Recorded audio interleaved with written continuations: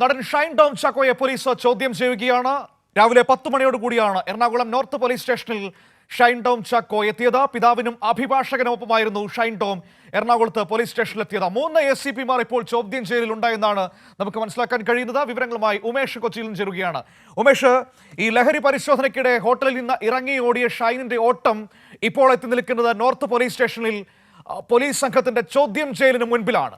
3 ACPമാരുടെ നേതൃത്വത്തിലാണ് ചോദ്യം ചെയ്യലെന്നാണ് മനസ്സിലാക്കാൻ കഴിയുന്നത്. ഇവിടെ ഏറ്റവും പ്രധാനപ്പെട്ട കാര്യം, എന്തിനിറങ്ങി ഓടി, സാഹസികമായി ഇറങ്ങി ഓടി, എന്തിന് തമിഴ്നാട്ടിൽ ഒളിവിൽ താമസിച്ചു, ഒരേ സമയം 2 ഹോട്ടലിൽ മുറിയെടുത്തത് എന്തിന്, അങ്ങനെ ദുരൂഹതകളുടെ കുറെ ചുരുളഴിയാനുണ്ട്.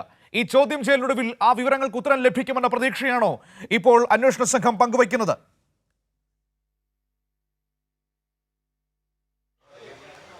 അങ്ങനെ തന്നെയാണ് മനു. ഇതിനെ വളരെ ഗൗരവമായി തന്നെ പോലീസ് കാണുന്നു. അതിൻ്റെ അടിസ്ഥാനത്തിലാണ് 3 അസിസ്റ്റന്റ് കമ്മീഷണർമാർ ഇപ്പോൾ ഈ പോലീസ് സ്റ്റേഷനിൽ എത്തിയിരിക്കുന്നത്, നോർത്ത് പോലീസ് സ്റ്റേഷനിൽ എത്തിയിരിക്കുന്നത്. നേരത്തെ സെൻട്രൽ അസിസ്റ്റന്റ് കമ്മീഷണർ ജയകുമാർ, അദ്ദേഹത്തിൻ്റെ പരിധിയിലാണ് ഈ പോലീസ് സ്റ്റേഷൻ വരുന്നത്. അതുകൊണ്ട് അദ്ദേഹം തന്നെയാണ് ഈ ചോദ്യം ചെയ്യലിന് നേതൃത്വം നൽകുക എന്ന് നേരത്തെ വ്യക്തമായതാണ്. അതിൻ്റെ അടിസ്ഥാനത്തിൽ അദ്ദേഹം ആദ്യം എത്തുന്നു. പിന്നീട് ഷൈൻ ടോം ചാക്കോ കൃത്യം 10 മണിക്ക് തന്നെ ഇവിടെ എത്തുന്നു. അതിന് പിന്നാലെ narcotic cell assistant commissioner Abdul സലാമും വരുന്നു.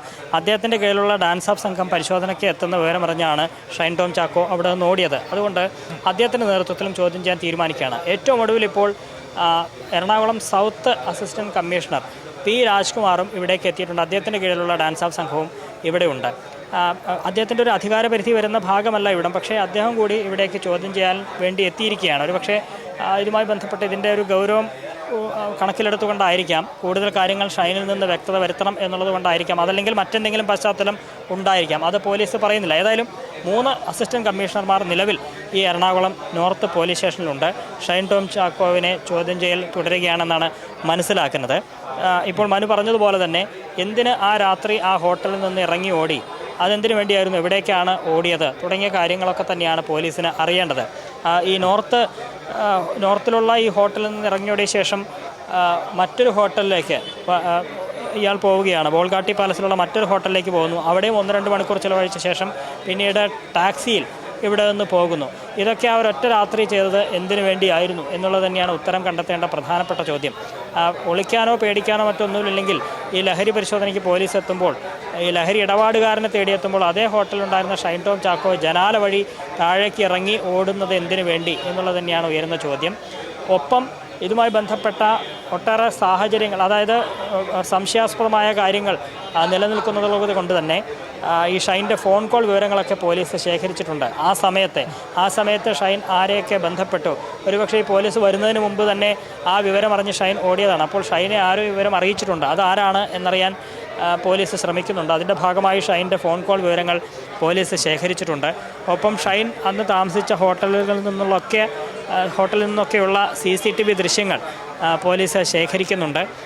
ഒപ്പം അന്ന് ഷൈനുമായി നേരിട്ട് കൂടിക്കാഴ്ച നടത്തിയത് ആരൊക്കെ എന്ന കാര്യവും പോലീസ് പരിശോധിക്കുന്നുണ്ട്. ഇങ്ങനെ ഉള്ള വിവരങ്ങളുടെ അടിസ്ഥാനത്തിൽ ആ വിവരശേഖരണം അത് നടത്തിയ ശേഷമാണ് പോലീസ് ചോദ്യാവലി തയ്യാറാക്കിയിട്ടുള്ളത്.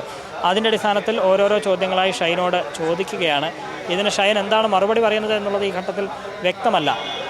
പോലീസിന് വ്യക്തമാവുന്ന തരത്തിലാണ് അയാളുടെ മറുപടിയെങ്കിൽ ഈ ചോദ്യം ചെയ്യൽ വളരെ പെട്ടെന്ന് പൂർത്തിയാകും. അതല്ല, വീണ്ടും സങ്കീർണമാക്കാനാണ്, ഈ ചോദ്യം ചെയ്യലുമായി കാര്യമായ സഹകരണമില്ല, പോലീസിനെ തെറ്റിദ്ധരിപ്പിക്കാൻ ഷൈൻ ശ്രമിക്കുകയാണ് എന്നൊക്കെയാണെങ്കിൽ ഈ ചോദ്യം ചെയ്യൽ ഏറെ നീണ്ടുപോകാനും സാധ്യതയുണ്ട്. ഏതായാലും അഭിഭാഷകരുമായൊക്കെ കൂടിക്കാഴ്ച നടത്തിയ ശേഷമാണ് ഷൈൻ ഇവിടേക്ക് എത്തിയിട്ടുള്ളത്. ഷൈൻ ഒരു അഭിഭാഷകനും ഒപ്പമുണ്ട് എന്നാണ് മനസ്സിലാക്കുന്നത്. പോലീസിൻ്റെ ചോദ്യങ്ങൾ ഏതൊക്കെ നിലയിലുണ്ടാകും, എന്തുകൊണ്ട് ഓടി എന്നതിന് എങ്ങനെ ഏതൊക്കെ തരത്തിൽ വിശദീകരണം നൽകാം എന്നൊക്കെയുള്ള കാര്യങ്ങൾ ഷൈന് അഭിഭാഷകരുടെ സഹായത്തോടു കൂടി മനസ്സിലാക്കിയ ശേഷം തന്നെയാണ് ഇവിടേക്ക് എത്തിയിട്ടുള്ളത്. അതിന് ഉത്തരം പറയാൻ ആത്മവിശ്വാസം ഉണ്ട്. ഒരുപക്ഷെ ഷൈൻ ഉണ്ടായിരിക്കാം, അതുകൊണ്ടായിരിക്കാം കൃത്യം 10 മണിയോടെ തന്നെ ഷൈൻ ഇവിടേക്ക് എത്തിയത്. പോലീസ് ആവശ്യപ്പെട്ട സമയത്ത് തന്നെ ഷൈൻ ഇവിടേക്ക് എത്തിയിട്ടുണ്ട്. ഈ നോട്ടീസിലെ നിർദ്ദേശം 10 മണിക്ക് നോർത്ത് പോലീസ് സ്റ്റേഷനിൽ എത്തുക എന്നുള്ളതായിരുന്നു. പക്ഷേ നോട്ടീസ് പോലീസ് വീട്ടിലെത്തിച്ചപ്പോൾ ഷൈൻ്റെ പിതാവ് പറഞ്ഞത് ഷൈൻ ഉച്ചയ്ക്ക് ശേഷമാവും ഹാജരാവുക എന്നാണ്. പക്ഷേ അന്വേഷണവുമായി സഹകരിക്കുമെന്നും അദ്ദേഹം സൂചിപ്പിച്ചിരുന്നു. അത് പ്രകാരം പോലീസ് പറഞ്ഞ അതേ പ്രകാരം കൃത്യം 10 മണിക്ക് തന്നെ ഷൈൻ ഈ എറണാകുളം നോർത്ത് പോലീസ് സ്റ്റേഷനിൽ എത്തിയിട്ടുണ്ട്. അതിനർത്ഥം താൻ അന്വേഷണവുമായി സഹകരിക്കാൻ തയ്യാറാണ് എന്ന് പോലീസിനെ ബോധ്യപ്പെടുത്തുക കൂടിയാണ് അതിൻ്റെ ഒരു ലക്ഷ്യം എന്ന് മനസ്സിലാക്കുന്നു. ഇനി ഷൈൻ്റെ ഉത്തരം ഏത് തരത്തിലായിരിക്കും, ഷൈൻ്റെ മൊഴി എങ്ങനെയായിരിക്കും എന്നതിനെ അടിസ്ഥാനപ്പെടുത്തിയായിരിക്കും തുടർന്നുള്ള പോലീസിന്റെ നീക്കങ്ങൾ. അതാണ് ഇനി ഉമേഷ്, ഇനി ഏറ്റവും പ്രധാനപ്പെട്ടത് തുടർ നീക്കങ്ങൾ എങ്ങനെയായിരിക്കും എന്നതാണല്ലോ. ഇപ്പോൾ ഉമേഷ് പറഞ്ഞതുപോലെ നിലവിൽ അന്ന് ഡാൻസ് ഓഫ് സംഘത്തിന് ആ മുറിയിൽ നിന്ന് ലഹരി പിടികൂടാൻ കഴിഞ്ഞിരുന്നില്ല, മറ്റൊന്നും കണ്ടെടുക്കാൻ കഴിഞ്ഞിട്ടില്ല, ഷൈനെതിരെ പരാതികളില്ല, അതുകൊണ്ട് തന്നെ കേസെടുക്കാൻ കഴിയില്ല. പക്ഷേ ഈ പറയുന്ന സംശയാസ്പദമായ സാഹചര്യം ഷൈൻ ടോം ചാക്കോ തന്നെ അവിടെ സൃഷ്ടിച്ചിട്ടുണ്ട്. ഹോട്ടലിൽ നിന്ന് ഇറങ്ങി ഓടിയത്, ഒളിവിൽ പോയത്, ഇതൊക്കെ എന്തിനു വേണ്ടിയായിരുന്നു എന്നതടക്കമുള്ള വളരെ പ്രധാനപ്പെട്ട വിഷയങ്ങൾ നിൽക്കുകയാണ്. അപ്പോൾ അതിന് ഉത്തരം കിട്ടുമ്പോൾ കൂടുതൽ സംശയങ്ങളിലേക്ക് പോവുകയാണെങ്കിൽ ഒരുപക്ഷെ കേസടക്കമുള്ള തുടർ സാധ്യതകൾ പോലീസ് പരിശോധിക്കില്ലേ? അതല്ലേ അതിന്റെ നിയമപരമായ വശമെന്ന് പറയുന്നത്?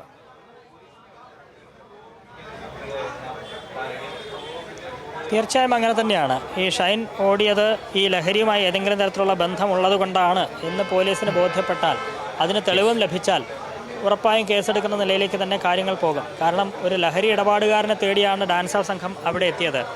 ആ ലഹരി ഇടപാടുകാരനെ അവിടെ കണ്ടില്ല എന്ന് മാത്രമല്ല, അതേ ഹോട്ടലിൽ നിന്ന് ഷൈൻ ടോം ചാക്കോ ജനാല വഴി ഇറങ്ങി ഓടി രക്ഷപ്പെടുകയാണ്. അത് വളരെ സംശയാസ്പദമായി തന്നെ കാണുന്നു. അന്ന് ആ രാത്രി അത്ര തിടുക്കപ്പെട്ട് അവിടെ നിന്ന് രക്ഷപ്പെട്ടത് എന്തിന്? എന്തെങ്കിലും ഒളിക്കാനുണ്ടായിരുന്നോ? എന്തെങ്കിലും ഷൈൻ്റെ കൈവശം ഉണ്ടായിരുന്നോ? ഷൈൻ ഏതെങ്കിലും തരത്തിൽ ലഹരി ഉപയോഗിച്ചിരുന്നോ? തുടങ്ങിയ സംശയങ്ങളൊക്കെ പോലീസിനുണ്ട്. അത് ഇപ്പോഴും ആ സംശയം സാധൂകരിക്കുന്ന തരത്തിൽ ഉള്ള മൊഴികളും തെളിവുകളും ഒക്കെയാണ് പോലീസിന് ലഭിക്കുന്നതെങ്കിൽ കേസെടുക്കുന്ന നിലയിലേക്ക് വരെ വേണമെങ്കിൽ പോയേക്കാം. പക്ഷേ അത് അല്പം സങ്കീർണമാണ്. അതിന് കൃത്യമായ തെളിവ് അല്ലെങ്കിൽ മൊഴി ലഭിക്കണം. ഏതായാലും ഷൈൻ ആ തരത്തിൽ സമ്മതിക്കാൻ സാധ്യത തീരെ കുറവാണ്. കാരണം അഭിഭാഷകരുടെയൊക്കെ സഹായം തേടിയാണ് ഈ ചോദ്യങ്ങൾ എങ്ങനെ നേരിടണം എന്ന കൃത്യമായ ധാരണയുടെ അടിസ്ഥാനത്തിൽ തന്നെയാണ് ഷൈൻ ഇവിടെ എത്തിയിട്ടുള്ളത് എന്നാണ് മനസ്സിലാക്കുന്നത്. അതല്ല, ഷൈന് കൂടുതൽ സാവകാശം ഒക്കെ വേണമെങ്കിൽ പോലീസിനോട് ആവശ്യപ്പെടാം.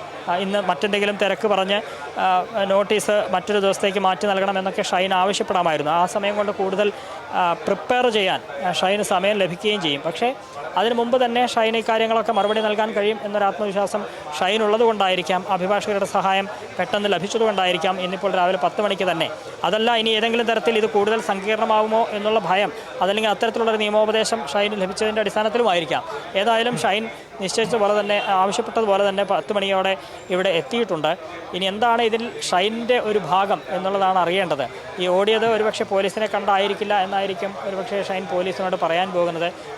അങ്ങനെ പറഞ്ഞാലും അവിടെ ഒരു പ്രശ്നമില്ലേ? ഒരു ഭയവും ഇല്ലാത്ത ഒരാളാണെങ്കിൽ ഇത്ര സാഹസികമായി ഈ 3-ാം നിലയിൽ നിന്നെടുത്ത് 2-ാം നിലയിലെ ഷീറ്റിന് മുകളിലേക്ക് ചാടുന്നു, അവിടുന്ന് വീണ്ടും താഴേക്ക് ചാടുന്നു. ഒരു ഭയമില്ലാത്ത ആളാണെങ്കിൽ അത്ര സാഹസികമായി, ഒരുപക്ഷെ സിനിമയിൽ പോലും അങ്ങനെ ഒരു ആക്ഷൻ ഷൈൻ ടോം ചാക്കോ അയാളുടെ കരിയറിൽ ചെയ്തിട്ടുണ്ടാവില്ല. അങ്ങനെ ചാടി ഓടി രക്ഷപ്പെടേണ്ട ആവശ്യമില്ലല്ലോ. അപ്പോൾ ആ പ്രശ്നം അവിടെ നിൽക്കുന്നുണ്ട്.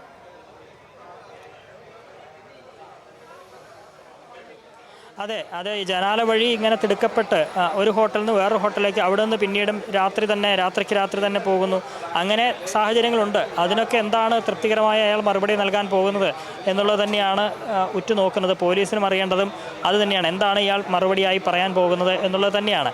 പക്ഷേ നിലവിൽ ഷൈനെതിരെ കേസെടുക്കാൻ ഉള്ള സാഹചര്യം നിലവിലില്ല. കാരണം സംശയാസ്പദമായ ഒന്നും തന്നെ അന്ന് ഷൈൻ്റെ മുറിയിൽ നിന്ന് പിടിച്ചെടുത്തിട്ടില്ല. അയാൾ ലഹരി ഉപയോഗിച്ചതിനായ ഒരു തെളിവും നിലവിൽ പോലീസിൻ്റെ കയ്യിലില്ല. നിലവിലുള്ളത് ഈ സാഹചര്യങ്ങൾ മാത്രമാണ്. എന്തിന് തിടുക്കപ്പെട്ട് അന്നേ ദിവസം അവിടെ നിന്ന് പോയി ഈ ജനാല വഴിയൊക്കെ ഇറങ്ങി ഓടി എന്നുള്ളതാണ്. അതിന് ഒരു കൃത്യമായ മറുപടി ലഭിച്ചാൽ ഒരു പക്ഷേ ഷൈനത് ആശ്വാസമാവുന്ന നടപടികളായിരിക്കും പിന്നീട് ഉണ്ടാവുക. പക്ഷേ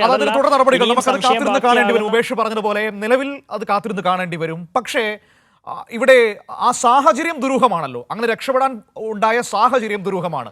അവിടെ മറ്റാരുടെയെങ്കിലും സഹായം കിട്ടിയിട്ടുണ്ടോ എന്ന സംശയം പോലീസിന്റെ മുൻപിലേക്ക് വരുന്നുണ്ടോ? കാരണം പോലീസ് എത്തുന്നതിന് തൊട്ടു മുൻപാണ് ഇയാൾ രക്ഷപ്പെട്ടു പോകുന്നത്. അപ്പോൾ ഈ റെയ്ഡിന്റെ വിവരം മറ്റേതെങ്കിലും വഴി ഷൈൻ ടോം ചാക്കോ അറിഞ്ഞിരുന്നോ? മറ്റാരെങ്കിലും സഹായിച്ചിരുന്നോ? രക്ഷപ്പെടാൻ ഏതെങ്കിലും തരത്തിൽ സഹായം കിട്ടിയിരുന്നോ? അങ്ങനെയുള്ള സാധ്യതകളിലേക്ക് പോലീസിന്റെ ചോദ്യങ്ങൾ എത്താനുള്ള സാഹചര്യമല്ലേ ഇപ്പോഴുള്ളത്?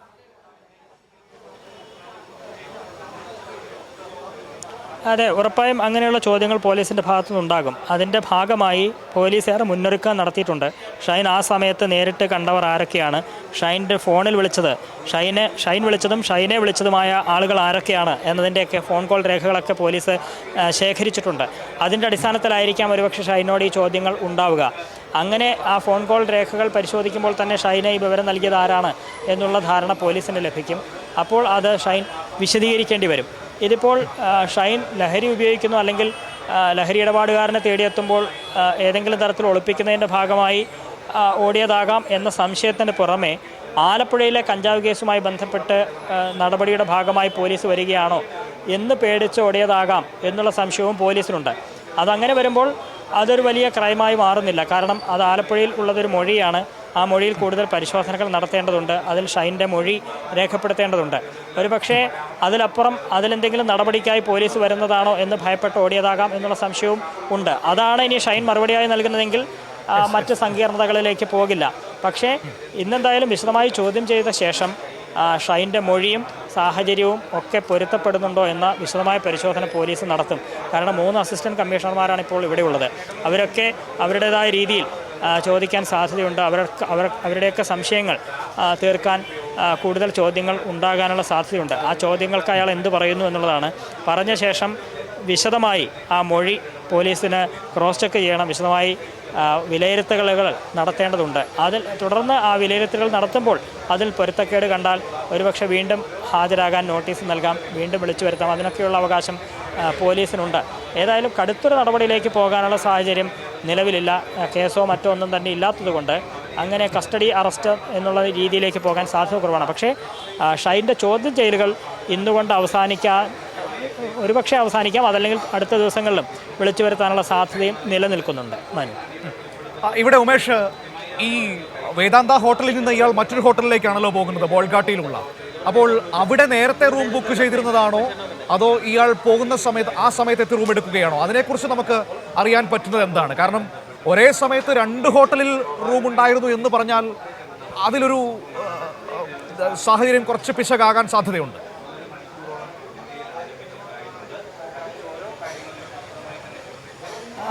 മനു, നമുക്ക് ലഭിക്കുന്ന സൂചന അനുസരിച്ച് ഈ ബോൾഗാട്ടിയിലുള്ള മുറി അദ്ദേഹം നേരത്തെ ബുക്ക് ചെയ്തതാണോ, ഓൺലൈനിലൂടെ ബുക്ക് ചെയ്തതാണോ എന്നുള്ള സംശയമുണ്ട്.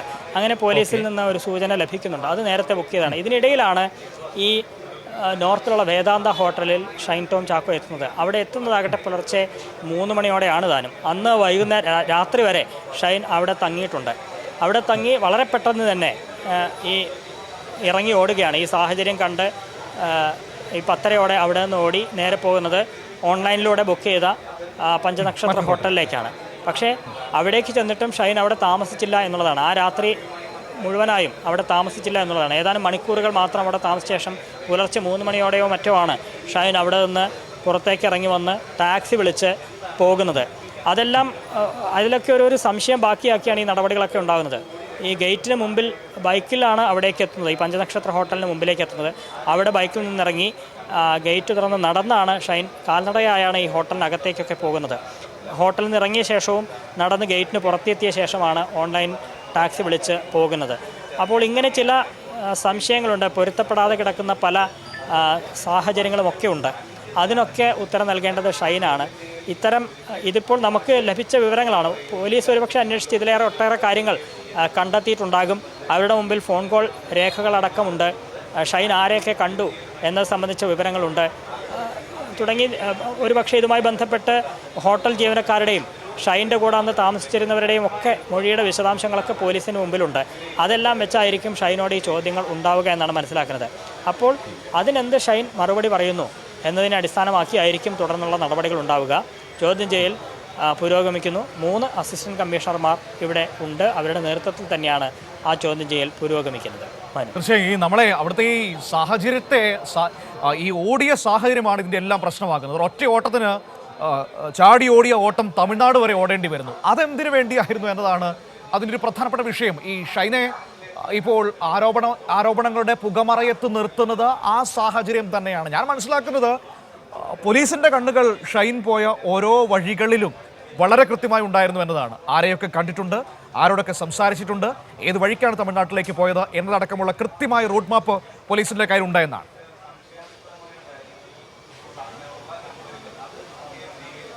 അതുണ്ട് എന്നുള്ള കാര്യം ഉറപ്പാണ്. കാരണം പോലീസിനെ സംബന്ധിച്ച് അതെല്ലാം ശേഖരിക്കാൻ ഏറെ ബുദ്ധിമുട്ടുള്ള കാര്യമല്ല. അന്ന് ഷൈൻ ഇറങ്ങി ഓടിയത് ഷൈനാണ് എന്ന് ബോധ്യപ്പെട്ട അപ്പോൾ തന്നെ CCTV ദൃശ്യങ്ങൾ പോലീസ് ശേഖരിച്ചിട്ടുണ്ട്. അയാൾ പോയ വഴിയിലുള്ള മറ്റ് CCTV ക്യാമറകളിൽ നിന്നുള്ള ദൃശ്യങ്ങളും പോലീസ് എടുത്തിട്ടുണ്ട്. ഇതിനുശേഷം അയാൾ താമസിച്ച ഹോട്ടലിൽ നിന്നുള്ള വിവരങ്ങൾ അത് CCTV ദൃശ്യങ്ങൾ സഹിതം പോലീസിൻ്റെ പക്കലുണ്ട്. അങ്ങനെ എവിടേക്കൊക്കെയാണോ ഇയാൾ പോയിട്ടുള്ളത് അവിടെ നിന്ന് ശേഖരിക്കാവുന്ന പരമാവധി കാര്യങ്ങൾ പോലീസ് ശേഖരിച്ചിട്ടുണ്ട്. ഒപ്പം ഇയാളുടെ ഫോൺ കോൾ രേഖകൾ ആരെയൊക്കെ വിളിച്ചു എന്ന കാര്യം പോലീസിൻ്റെ കയ്യിലുണ്ട്. അതിനുശേഷം ടവർ ലൊക്കേഷൻ പോലീസ് പരിശോധിച്ചിട്ടുണ്ട്. അങ്ങനെയാണ് തമിഴ്നാട്ടിലേക്കാണ് ഷൈൻ പോയതെന്നുള്ള കാര്യം വ്യക്തമായത്. പോലീസിനെ സംബന്ധിച്ച് അയാളെ പിടികൂടുക എന്നുള്ളത് ബുദ്ധിമുട്ടുള്ള കാര്യമല്ല. പക്ഷേ കേസോ പരാതിയോ ഒന്നും തന്നെയില്ല. അതുകൊണ്ട് ഇങ്ങനെ സാഹചര്യത്തിൽ ഇറങ്ങി ഓടുമ്പോൾ പിന്തുടർന്ന് പിടിക്കേണ്ടതായിട്ടുള്ള ഒന്നില്ല. കാരണം ഒരു ലഹരി ഇടപാടുകാരനെയോ മറ്റോ അല്ല പോലീസിൻ്റെ കയ്യിൽ നിന്ന് ഇങ്ങനെ കുതറിപ്പോയിട്ടുള്ളത്. അങ്ങനെയാണെങ്കിലാണ് പിന്തുടർന്ന് പിടിക്കുകയും അറസ്റ്റും തുടർ നടപടികളും ഒക്കെ ഉണ്ടാവുക. ഇതിപ്പോൾ ഇയാളൊരു സെലിബ്രിറ്റി കൂടിയാണ്. ആ ലഹരി ഇടപാടുകാരനെ തേടിയെത്തുമ്പോൾ സംശയാസ്പദമായ സാഹചര്യത്തിൽ ഇറങ്ങി ഓടി എന്നുള്ളതാണ്. അങ്ങനെ ഓടുമ്പോൾ അയാളെ പിന്നാലെ പോയി പിടിച്ച് കൊണ്ടുവരിക അങ്ങനെ പോലീസിന് ചെയ്യാൻ കഴിയുന്ന ഒന്നല്ല. അതുകൊണ്ടാണ് നിയമപരമായി തന്നെ പോലീസ് നീങ്ങിയത്. ഈ സംശയം നിലനിൽക്കുന്നു, അത് എത്രയും പെട്ടെന്ന് ദൂരീകരിക്കണം. അതിനുവേണ്ടി വളരെ പെട്ടെന്ന് തന്നെ ഒരു നോട്ടീസ് തയ്യാറാക്കി ഇന്നലെ തന്നെ ഷൈന് കൊടുക്കുകയാണ്. ഷൈൻ ആ നോട്ടീസ് പ്രകാരം അതനുസരിച്ച് ഇന്നിപ്പോൾ ഹാജരാവുകയും ചെയ്തിട്ടുണ്ട്. അത് നിയമപരമായി ചെയ്യാൻ കഴിയുന്ന നടപടികളാണ് പോലീസ് ഈ നിമിഷം വരെയും ചെയ്തിട്ടുള്ളത്. മറ്റെല്ലാം പോലീസിന് അവകാശപ്പെട്ടാണ്. ഇങ്ങനെ സംശയങ്ങൾ തീർക്കാൻ വേണ്ടി എന്തൊക്കെ ചെയ്യാൻ കഴിയുമോ അതൊക്കെ പോലീസ് ചെയ്യും. അതിൻ്റെ ഭാഗമായാണ് ഈ CCTV ദൃശ്യങ്ങൾ പോലീസ് ശേഖരിച്ചതും അയാൾ പോയ വഴിയിലൂടെ ആരൊക്കെ കണ്ടു, ആരെയൊക്കെ വിളിച്ചു, അതിൻ്റെ ഫോൺ കോൾ രേഖകൾ അടക്കം ശേഖരിച്ചത്, ടവർ ലൊക്കേഷൻ പരിശോധിച്ചൊക്കെ അതിൻ്റെ ഭാഗമായി തന്നെയാണ്. ഇനി ഇതെല്ലാം ശേഖരിച്ച് കൃത്യമായി ഷൈനോട് എന്തൊക്കെ കാര്യങ്ങൾ ചോദിക്കണം, എന്തൊക്കെ കാര്യങ്ങളിൽ നിന്ന് വ്യക്തത തേടണം, വിശദീകരണം തേടണം എന്ന കാര്യങ്ങളിലൊക്കെ ഒരു വ്യക്തതയുണ്ടാക്കി അതിൻ്റെ ഒരു ചോദ്യാവലി തയ്യാറാക്കിയാണ് ഇന്നിപ്പോൾ ഷൈനെ ഇവിടേക്ക് വിളിച്ചു വരുത്തിയിട്ടുള്ളത്. അതിൻ്റെ ഭാഗമായി ഇപ്പോൾ സെൻട്രൽ ACP ജയകുമാറിൻ്റെ നേതൃത്വത്തിലാണ് ചോദ്യം ചെയ്യൽ തീരുമാനിച്ചിരുന്നത്. പക്ഷേ നാർക്കോട്ടിക് സെൽ ACPയുടെ നേതൃത്വത്തിലുള്ള ഡാൻസ് ഓഫ് സംഘം അവിടെ പരിശോധനയ്ക്ക് എത്തിയപ്പോഴാണ് ഷൈൻ അവിടെ നിന്ന് കടന്നു കളഞ്ഞത്. അതുകൊണ്ട് ഇതിന് നേതൃത്വം നൽകിയ ആ സംഘത്തിന് നേതൃത്വം നൽകിയ നാർക്കോട്ടിക് സെൽ ACPക്കും ഷൈനോട് വ്യക്തത തേടേണ്ടതായി വരും. അതുകൊണ്ട് അദ്ദേഹവും ഇവിടെ എത്തി. ഒപ്പം അതായത് ഉമേഷ്, ഇപ്പോൾ ഏകദേശം 1 മണിക്കൂറായിരിക്കുന്നു ഈ ചോദ്യം ചെയ്യൽ ആരംഭിച്ചിട്ട്. ആദ്യം ഒരേ ACPയുടെ നേതൃത്വത്തിലായിരുന്നു ചോദ്യം ചെയ്യൽ, പിന്നീട് നാർക്കോട്ടിക് ACP കൂടി ചേർന്നു, സൗത്ത് ACP കൂടി കുറച്ച് സമയങ്ങൾക്ക് മുൻപ് ചോദ്യം ചെയ്യാനായി എത്തുകയായിരുന്നു. അതായത് 3 അസിസ്റ്റന്റ് കമ്മീഷണർമാരുടെ നേതൃത്വത്തിലാണ് ഇപ്പോൾ ചോദ്യം ചെയ്യൽ നടക്കുന്നത്, അല്ലേ?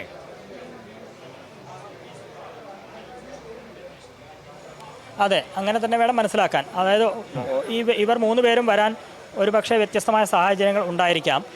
അവർക്കും ഇതുപോലെയുള്ള സംശയങ്ങൾ, ഇത്തരം സാഹചര്യം പൊരുത്തക്കേടുകളൊക്കെ അവർക്കും അവരുടെ പോലീസ് സ്റ്റേഷൻ പരിധിയിലുമൊക്കെ ഉണ്ടായിരുന്നിരിക്കാം. അതുകൊണ്ടാണ് ഒരുപക്ഷെ അവരുടെ പോലീസ് സ്റ്റേഷൻ പരിധിയിലൂടെയും ഇയാൾ കടന്നു പോയിട്ടുണ്ടായിരിക്കാം. അവിടെ നിന്നും എന്തെങ്കിലും ചിലപ്പോൾ തെളിവുകളും പോലീസിന് ലഭിച്ചിട്ടുണ്ടാകാം. പക്ഷേ അതൊന്നും പോലീസ് പുറത്ത് പറഞ്ഞിട്ടില്ല. അതുകൊണ്ടായിരിക്കാം ഈ 3 ACPമാരും ഈ ചോദ്യം ചെയ്യലിനായി എത്തിയത് എന്ന് തന്നെയാണ് മനസ്സിലാക്കുന്നത്. ഏതായാലും ഈ ചോദ്യം ചെയ്യൽ എത്രത്തോളം നീളും എന്നുള്ളത് നമുക്കറിയില്ല. ഈ പറഞ്ഞതുപോലെ ഷൈൻ കൃത്യമായി സഹകരിച്ച് വളരെ പെട്ടെന്ന് തന്നെ ചോദ്യങ്ങൾക്കൊക്കെ ഉത്തരം നൽകുകയാണെങ്കിൽ വേഗം അവസാനിക്കാം. അതല്ല, സങ്കീർണമായ രീതിയിൽ ഇതിനെ കൂടുതൽ കോംപ്ലിക്കേറ്റഡ് ആക്കാനാണ് ഷൈൻ നോക്കുന്നതെങ്കിൽ അത് വൈകുന്നേരം വരെ ഒരുപക്ഷെ ഈ ചോദ്യം ചെയ്യൽ പോയേക്കാം. ഒരുപക്ഷെ എന്തുകൊണ്ട് അവസാനിച്ചില്ല എന്നും വരാം. പോലീസിന് എത്ര വേണമെങ്കിലും ചോദിക്കാം. അവരുടെ ഈ കേസുമായി ബന്ധപ്പെട്ട അന്വേഷണത്തിൻ്റെ ഭാഗമായി ഒരാളിൽ നിന്ന് വിവരങ്ങൾ തേടാം. അതുകൊണ്ട് ഇന്നത്തെ ചോദ്യം ചെയ്യൽ അവസാനിച്ചാൽ ഷൈൻ്റെ മൊഴി പോലീസ് വിശദമായി പരിശോധിക്കും.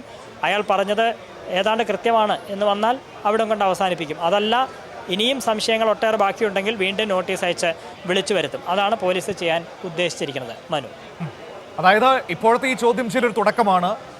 ഇവിടെ നിന്ന് ലഭിക്കുന്ന മൊഴിയുടെ, ഇന്നത്തെ ചോദ്യം ചെയ്യലിൽ ലഭിക്കുന്ന ഉത്തരങ്ങളുടെ വിശ്വാസ്യത അനുസരിച്ചിരിക്കും ഈ സംഭവവുമായി ബന്ധപ്പെട്ട് ഷൈൻ ടോം ചാക്കോയിലേക്കുള്ള തുടർ നീക്കങ്ങളല്ലേ?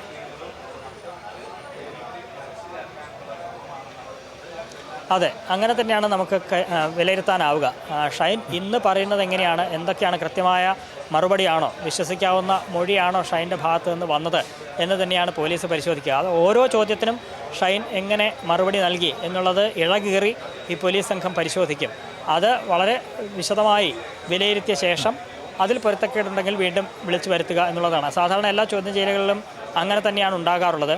ഷൈൻ്റെ കാര്യത്തിലും അങ്ങനെയാണ്. ഷൈൻ ഈ മറ്റ് പലരിൽ നിന്നും വ്യത്യസ്തനായ ഷൈൻ പലപ്പോഴും ഇത്തരത്തിൽ ഓരോ സീൻ ക്രിയേറ്റ് ചെയ്യുന്നത് നമ്മൾ കണ്ടിട്ടുള്ളതാണ്. അത്തരം നാടകങ്ങൾ എന്തെങ്കിലും ഈ ചോദ്യം ചെയ്യലിനിടെ നടക്കുന്നുണ്ടോ എന്ന് നമുക്ക് ഇപ്പോൾ അറിയില്ല. അത് പോലീസിന് മാത്രമേ അത് സംബന്ധിച്ച കാര്യങ്ങൾ അറിയാൻ കഴിയൂ.